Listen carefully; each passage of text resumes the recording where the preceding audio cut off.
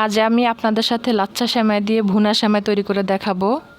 লাচ্চার এই ভুনা সেমাইটা পার্সোনালভাবে আমার কাছে খুবই ভালো লাগে। ভুনা সেমাই রান্না করতে প্রথমে 1 টেবিল চামচ ঘি দিয়ে দিলাম।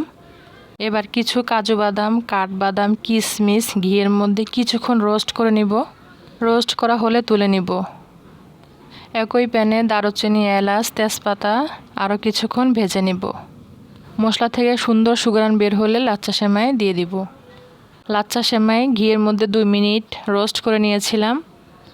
এখন 1 কাপ থেকে একটু কম চিনি দিয়ে দিচ্ছি। এখানে আমি 400 গ্রাম লাচ্চা সেমাই নিয়েছিলাম। মিষ্টির টেস্ট বুঝে আপনারা চিনি দিবেন। এখন কিছু পরিমাণ পানি দিয়ে দিব। এতে করে চিনি মেল্ট হয়ে সেমাই কুক হয়ে যাবে।